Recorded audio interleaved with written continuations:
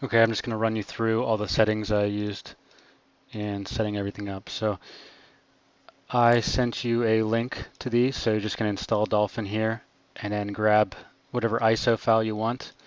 I guess everybody wants to play Melee, but if you want to play either, grab them both.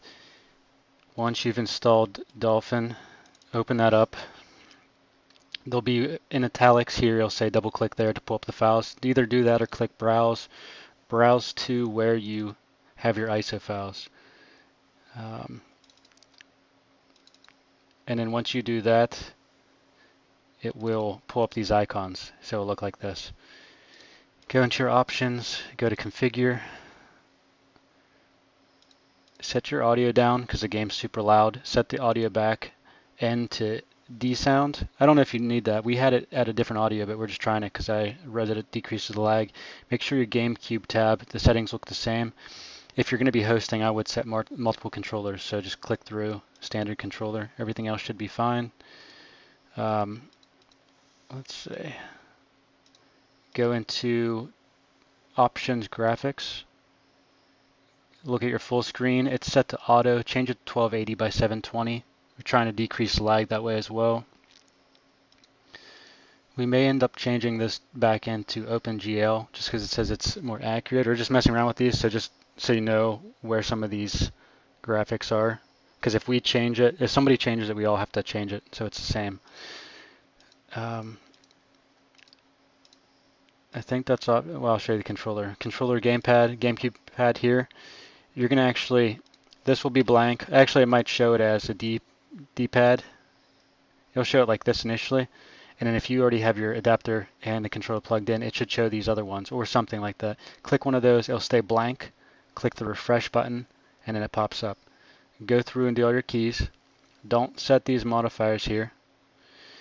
Set your triggers, and then set your D-pad. And then once you're done with that, you can set your GameCube pad or whatever you want to do it. Save that as a profile, and then that's fine.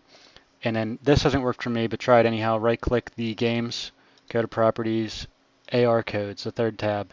Turn on like all the characters and whatnot. It has not worked, so I'm gonna have to look it up, but I figured maybe you can just do it to try.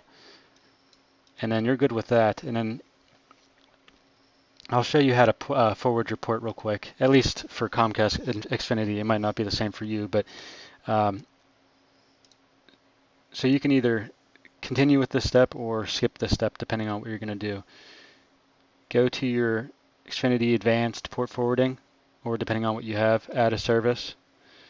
Change this common service to other. That'll allow you to change the starting ports.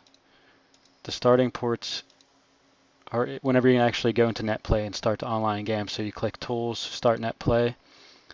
If you're going to be joining a server like mine, this is where you get the. Actually, well, this is more so if you're going to be hosting. But depending on what port you want to use here is the same port that goes on here. So I had 2626 there, so I'd put that for both.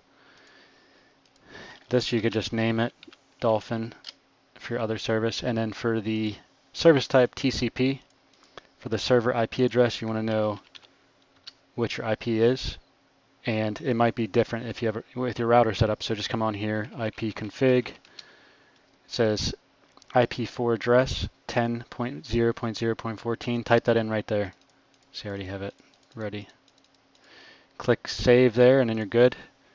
It'll look just like this. The NetPlay, TCP, all the way across.